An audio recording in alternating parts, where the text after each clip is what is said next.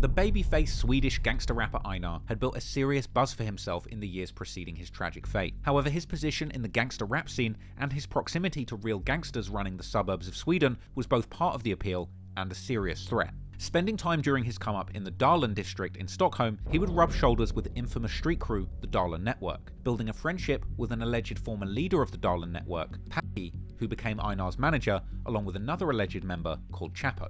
As you now know, in 2018, Patty would be killed, with the allegations that Chapo was responsible ultimately leading to a trial where Chapo would beat all the charges. And now you know more about the bloody and years-long gang war that followed, it's no surprise then that Einar's position at the top of the Swedish drill community would be contentious. The later rumours were that the Darlen Network, who allegedly were involved in the early career of Einar, had become resentful towards the rapper after his career had blown up. Apparently, they had been left out of lucrative deals. Later, extensive police reports would reveal exactly what had happened. Much of these revelations were based on the fact that just as Einar's kidnapping was being planned, the police in Europe had gained access to messages between thousands of criminals who had been using an encrypted communication network made by the company called EncroChat.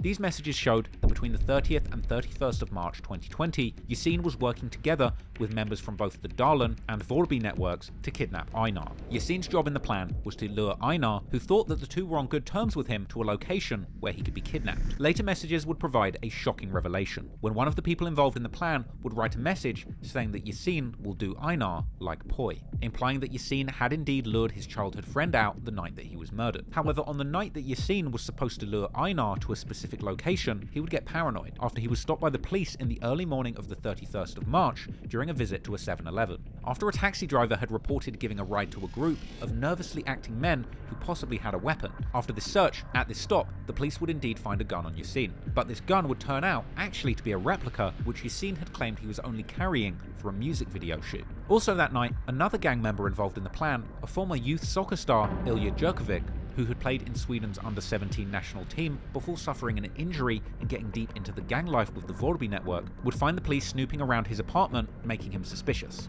After these events, the gang would decide to abort the initial kidnapping plan. A few days later, the leader of the Vårby network, Jihab Lamauri, would indicate that they had located his longtime nemesis, Mikhail Yokana, and Yasin was notified that Einar's kidnapping plans were to be put on hold. In reality, however, the plans moved on, but this time with the help of the rapper Haval. It was now Haval's turn, together with members of the Darlen network that Einar had previously associated with, to lure Einar into a specific apartment where members of the Vårby network would be waiting. Astonishingly, shortly after midnight on the 15th of April, as Haval, Einar, and members of the Darlen network, including the leader, Mario Golzarmir, were driving towards the apartment, the police would once again make a stop. Unfortunately, everyone in the car seemed to be in good spirits at this point, and after telling the crew to kick one person out of the car to bring the number of people travelling in it to a safe 5 passengers, the cops then allowed them to continue their journey. This stop by the police happened only 100 meters away from their destination. Inside the apartment they were going to, members of the Vårby network were waiting, armed with the various weapons, as well as props that they were planning on using to humiliate Einar.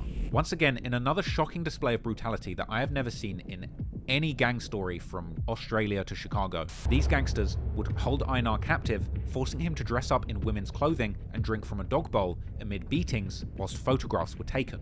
The motive was to use these photos to extort the rapper for money. They would also post a photo of a gun and a Rolex day date that they had seemingly taken from Einar. After the members of the Vårby network were done humiliating and torturing Einar, he was then taken by Haval and some others to a location where he would further hand them a gun and 2 golden chains, which Haval would then proudly wear in a picture posted to an accomplice. Shockingly, a music video featuring both Haval and Einar would be dropped the very next day on April the 16th, along with the rapper Abidaz, making it seem as if nothing had happened between them. But in reality, things were far from fine, and after the kidnapping, the members were also planning on planting a bomb at Einar or one of his family members' homes, with the police reports mentioning how guys like Mario Golzarmir were stopped by the police near Einar's house in the weeks following the kidnapping. Then, in May, the perpetrators made the decision that their extortion plan was not going to work, and these pictures of Einar were published on social media through various channels. However, according to the police, an Instagram account by the name of Shobra the Don, named after the real Instagram account of Shobra from the Death Patrol, may well have been the first account to post these photos. This same account also tagged the location in some of these pictures as Rinkeby and posted a censored photo of 3 Death Patrol members, including Shaki, who was still in closed youth care for the murder of Hamza, and Abe, who was already arrested for the murders of Faye and Gucci. Seemingly, this was a half-hearted attempt to actually frame the Death Patrol for the crime, or perhaps it was just trolling. On the popular Swedish discussion forum Flashback, which also acts as a kind of Swedish version of Chiracology, where real crime and gang-related cases are discussed in depth, the news of Einar's kidnapping quickly became a popular topic on the forum, with rumours spreading that Einar was even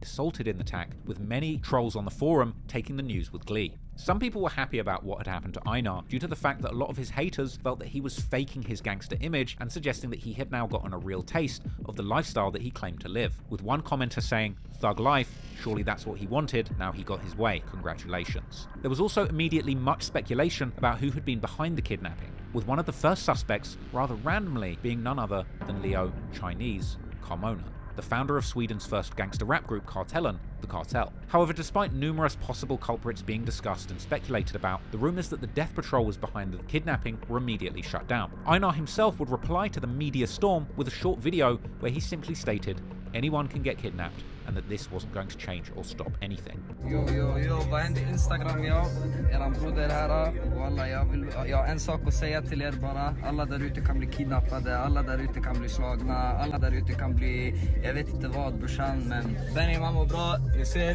jag är i liv och ingen kan göra det jag gör, så jag kommer fortsätta så länge jag står på ben. Then, in July 2020, a rapper called Mackie dropped a music video where Haval can be seen hanging in the background. In one scene, Haval can be seen in a car with another rapper named Euro, who lifts up 2 gold chains and a watch that were rumoured to be the ones stolen from Einar during the kidnapping. Later, the police reports would reveal that Euro, real name Idris Yusuf, had also been stopped by the police during Einar's kidnapping near the apartment where Einar had been taken, with his role likely being that of a lookout. This brazen exhibition of stolen chains would continue about 1 week later, when Haval dropped a music video for his new song, Controls It, where he likely can be seen wearing the 2 stolen chains as well as a watch.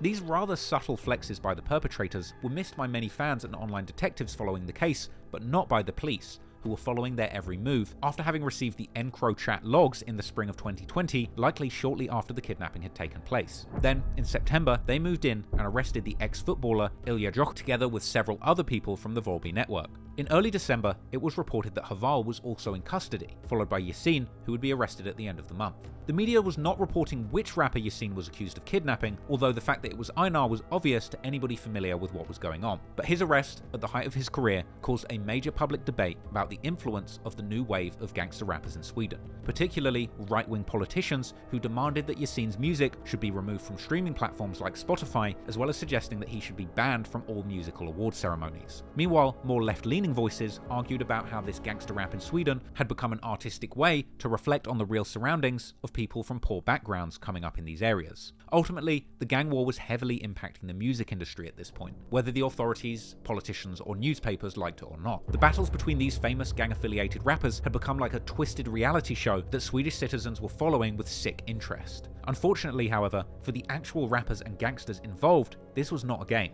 And naturally, escalation wouldn't be far behind, as ultimately revenge would be taken for these despicable acts, leading to yet more deadly bloodshed on the streets of Sweden.